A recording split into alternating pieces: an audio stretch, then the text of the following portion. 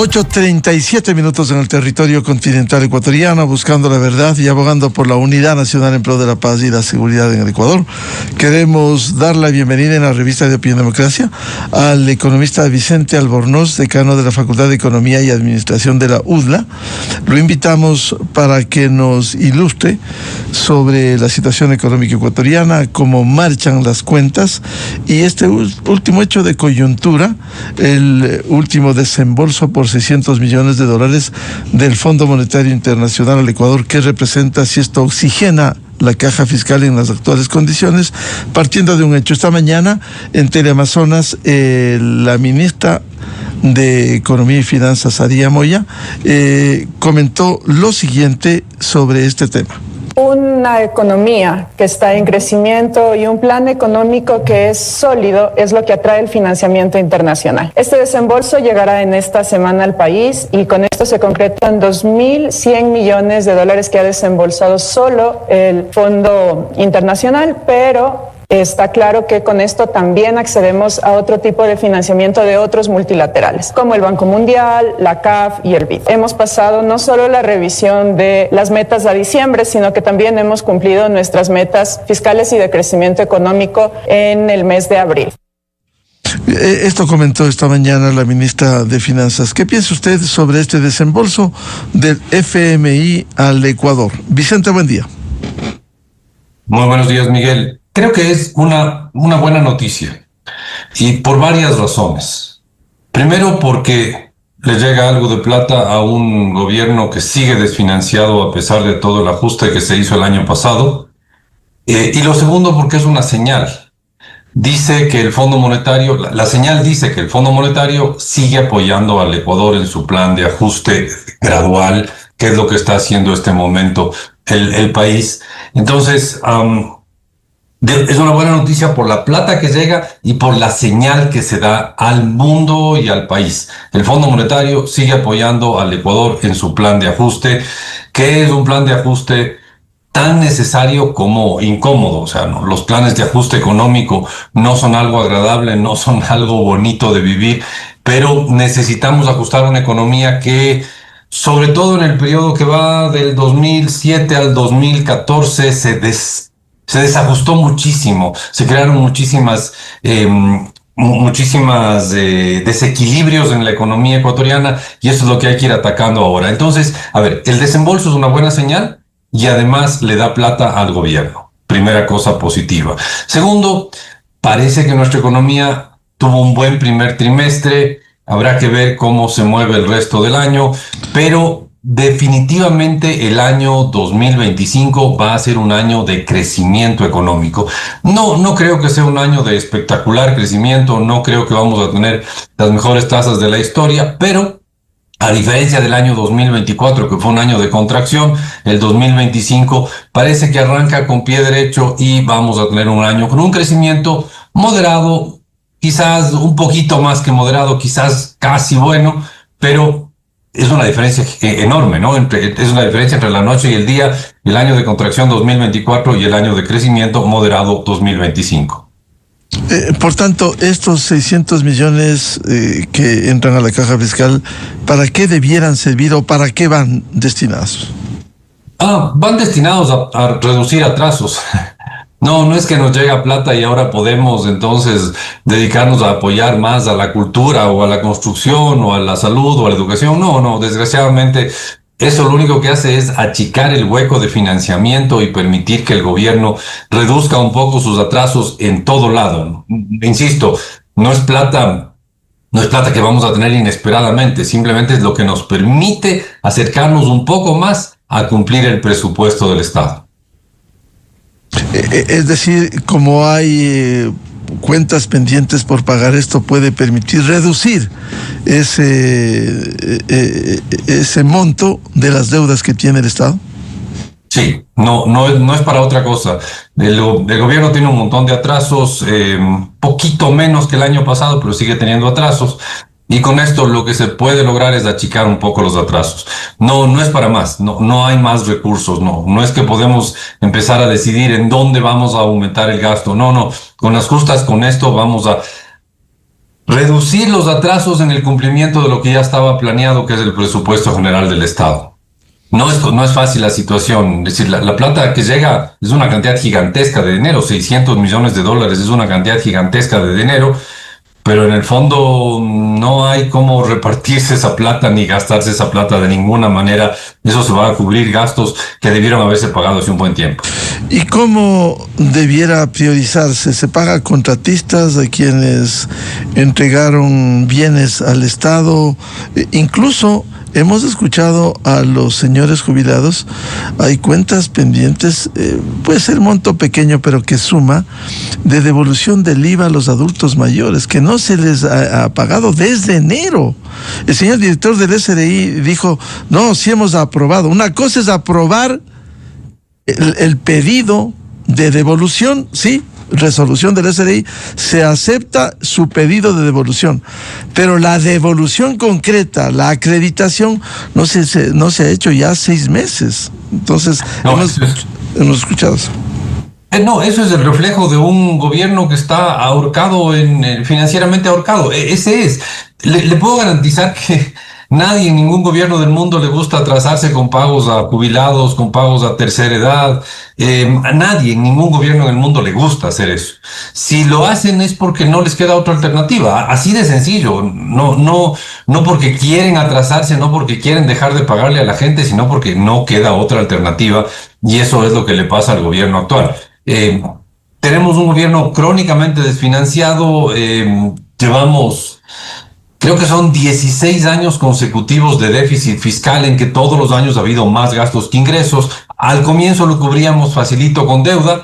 Hoy ya la deuda nos llega a cuentagotas cuando nos llega, que nos llegó del Fondo Monetario o nos va a llegar en estos días del Fondo Monetario.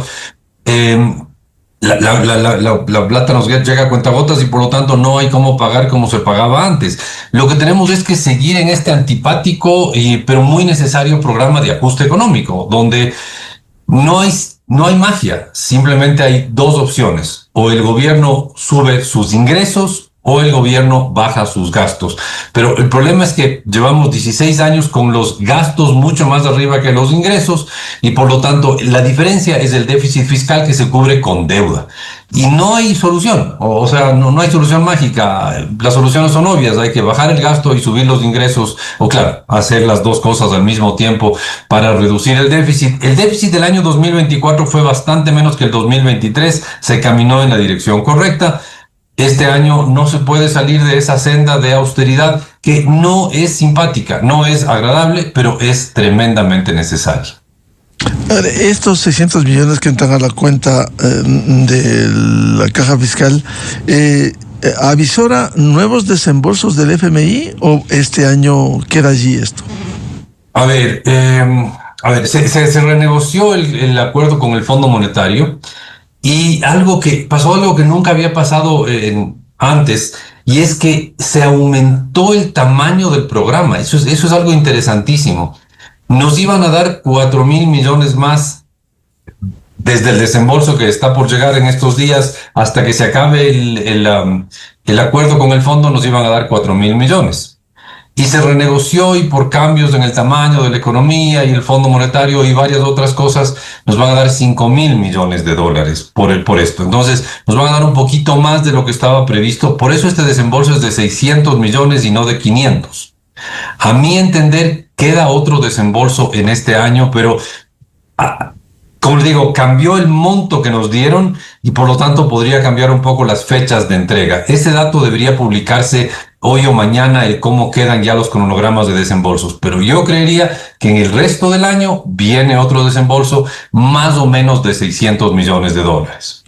Entonces, sí, hay más plata que viene este año y más plata que vendrá los próximos años.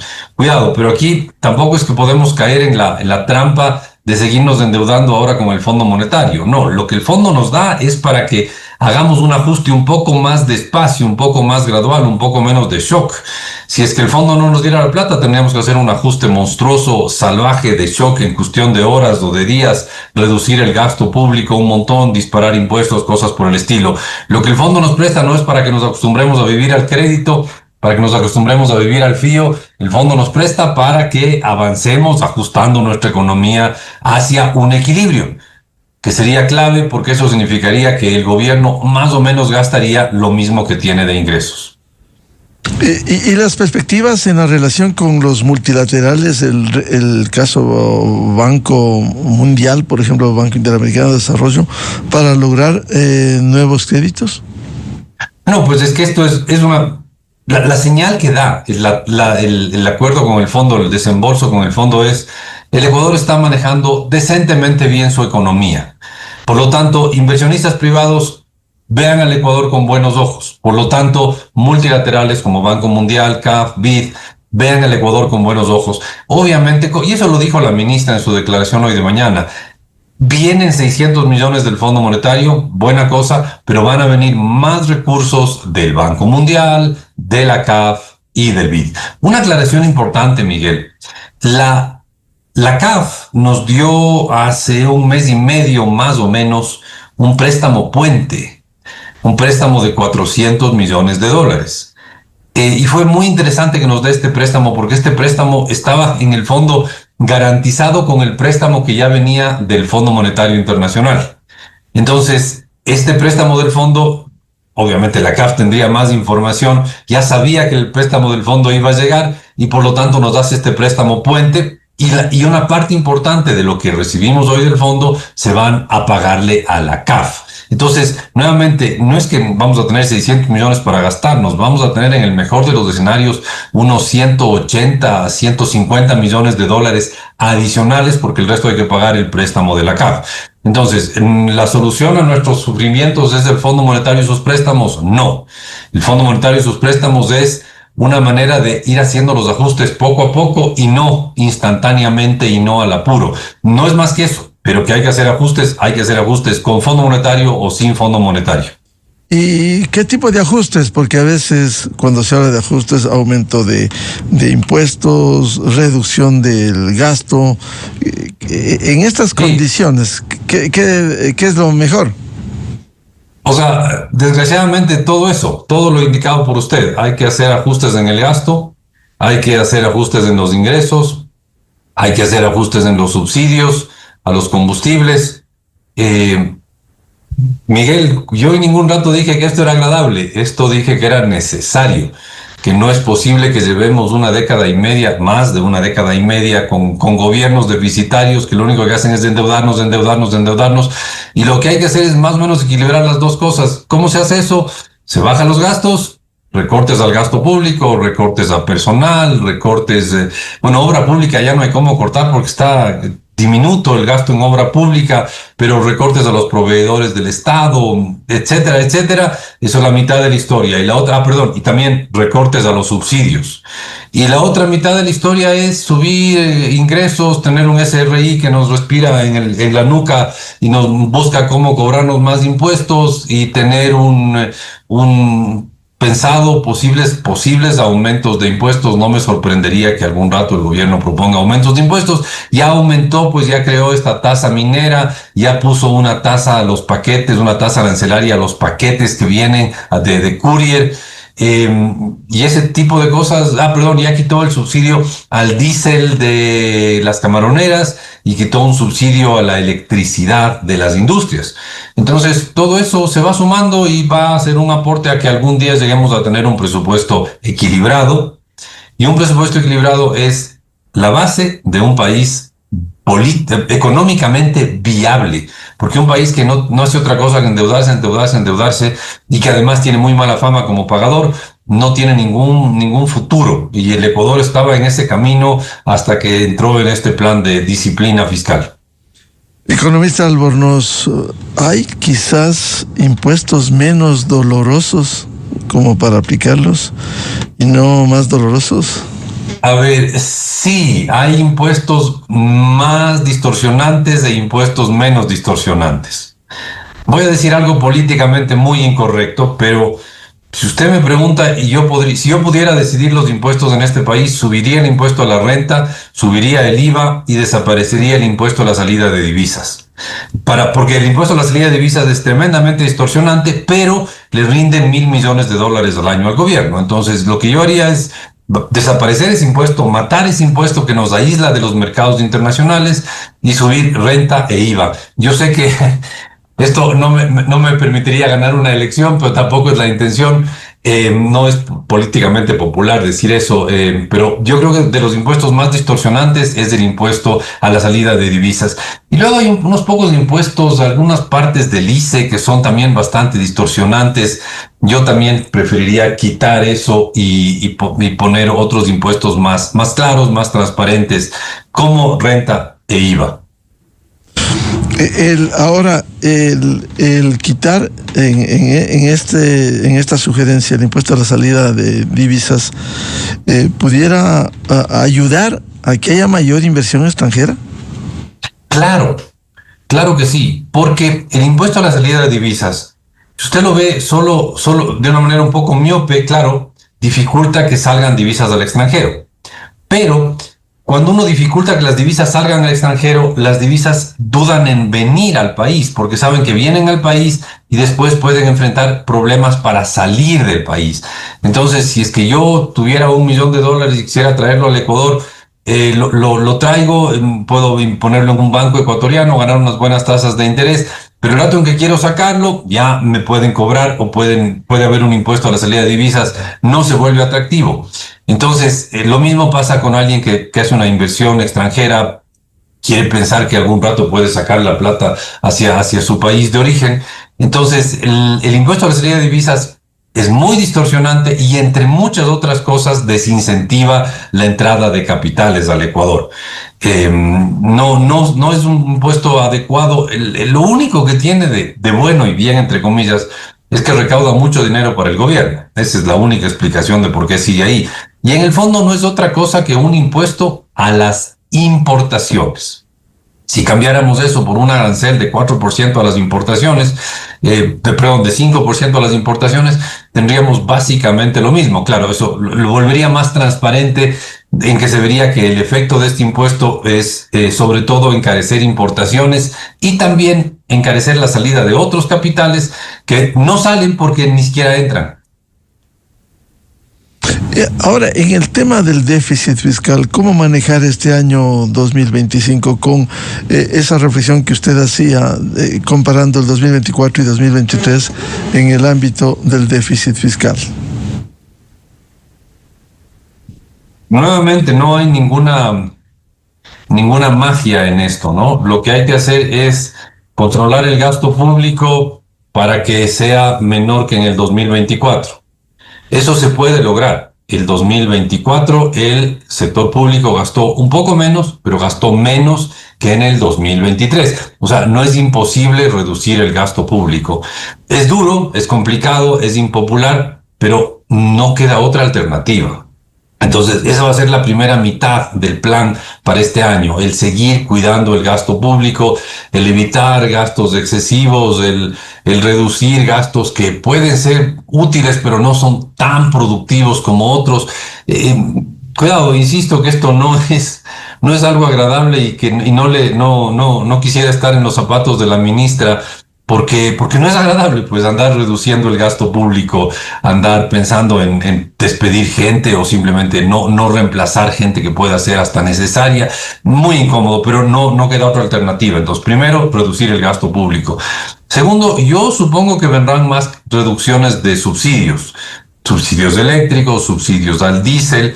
No creo que se metan con el subsidio al gas, ojalá lo hicieran, porque es un subsidio enorme. Eso yo creería que puede haber una reducción en esos subsidios, y no me sorprendería que algún rato en el transcurso del año venga algún tipo de reforma tributaria que simplifique impuestos, ojalá, pero que también aumente la recaudación tributaria. Y no hay ningún gobierno en el planeta que le guste subir impuestos. A nadie le gusta subir impuestos, porque a ningún ciudadano en el planeta le gusta que le suban los impuestos. Si es que el gobierno llega a ponerse a subir impuestos, será porque no le queda otra alternativa y no puede reducir más el tamaño del Estado para con eso reducir el déficit fiscal. Eso es las líneas en que se va a mover la política fiscal, o sea, el manejo de los ingresos y gastos del Estado, porque además no hay alternativas, no hay varitas mágicas, no me puedo sacar la plata de la reserva del Banco Central o yo qué sé, o pedirles plata a los chinos. No, ya no hay, ya se acabaron esas recetas, ya no funciona nada de eso. Lo único que queda es bajar el gasto, subir los ingresos del gobierno o hacer las dos cosas en paralelo. No hay más espacios. Usted ha citado el tema del subsidio al gas. Quizás no es muy sensible, más allá de ser impopular, no pudiera esto, el país donde más se trabaja, ciertos sectores políticos de extrema, trabajan más en la desestabilización, más no en la sugerencia de soluciones. ¿Cuáles son las alternativas? Sí, por eso digo, no creo que se metan con el gas, es demasiado sensible, demasiado politizable, pero sigue siendo un subsidio que quizás llega un poco más a la gente más pobre, pero sigue siendo un subsidio que llega en su gran mayoría para calentar piscinas de gente rica. No creo que sea lo ideal tener ese subsidio. Se puede buscar sistemas para ir bajándolo poco a poco, pero créanme que $1.60 por cilindro, cuando en Perú, sin subsidio, cuesta unas 6, 8 veces más que en el Ecuador. Imagínense lo que es. Entonces, en Perú no subsidian nada, ni tiene impuestos importantes del gas, y cuesta unas 6, 8 veces más que en el Ecuador. Ese es el precio la diferencia es subsidiado por el Estado ecuatoriano, así de sencillo. Entonces, podría buscarse una manera de reducir un poco el subsidio al gas, de dar una señal, de decir que va a subir 2 centavos al mes y hacer que suba 2 centavos al mes y al menos suba 25 centavos al año o 24 centavos al año, alguna cosa así, para que o que suba, yo que sé, 5 centavos cada 2 meses y así reduciendo poco a poco este subsidio. Yo siempre digo, ¿cuánto debería costar el gas? El gas debería costar lo que el gas cuesta. Eso es. El precio que debería tener el gas es el costo de producir o de importar gas para el país. No creo que se metan en esto porque es demasiado sensible, pero sigue siendo una recomendación que yo daría, reducir el subsidio al gas. ¿Qué otras medidas se pueden tomar a fin de corregir las distorsiones que hay en el país en el manejo económico? A ver, lo que se puede hacer es, como decía, pensar en todo lo que son subsidios, sobre todo subsidios a energía, no solo gas, diésel, también está electricidad. Reducir todo eso sería importantísimo y reducir gastos inútiles, que seguro hay millones de gastos inútiles en el gobierno. No digo que dejen de pagarle al policía que está arriesgando su vida hoy protegiéndonos de la delincuencia, ni al militar que está ahí peleando en el Bajo Punino, me parece que es. Pues a ellos no, pero sí tiene que haber una buena cantidad de gastos que puedan desaparecer, y eso es la incomodísima, el tremendo reto de la ministra de Finanzas, el ir descubriendo dónde se puede reducir el gasto y de cada uno de los ministros, etcétera, etcétera. Yo transparentaría muchísimo el gasto de los municipios.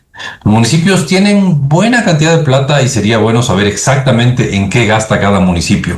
Cuánto se va en conciertos, cuánto se va en alcantarillado, cuánto se va en shows, cuánto se va en gasto corriente. Eso es lo que deberíamos saber de los municipios, que son gobiernos autónomos descentralizados, pero deberíamos tener más información de dónde gastan.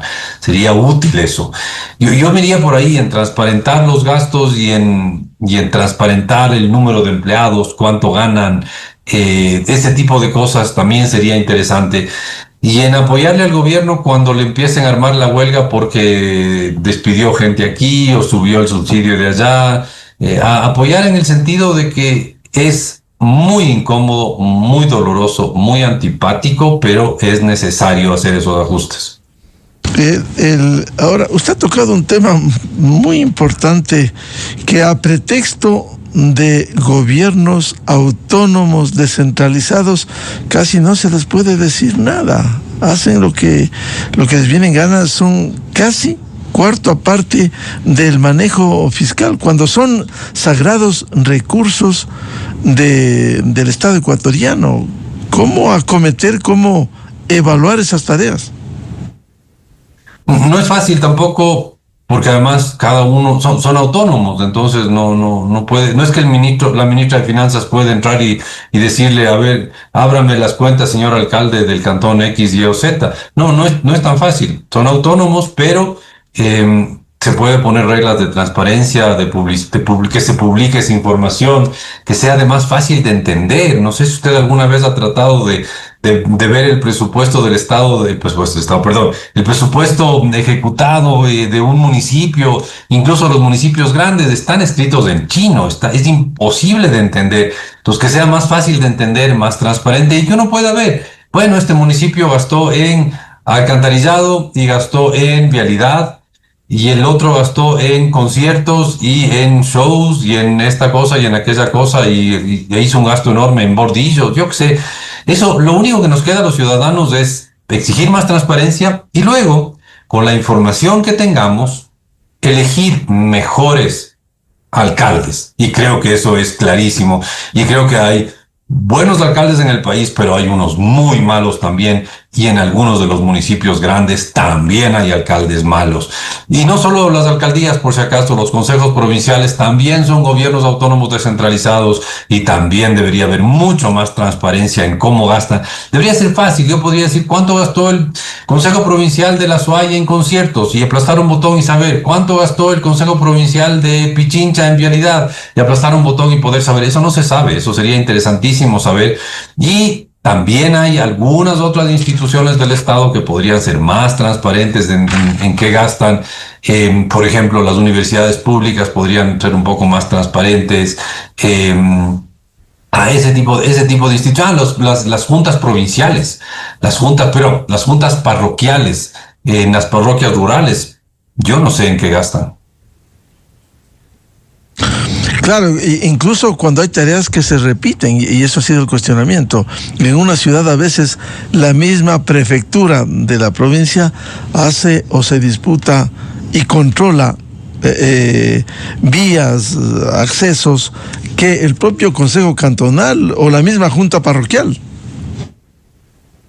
Claro, entonces ahí hay un espacio de ganar eficiencia, mucho espacio de ganar eficiencia.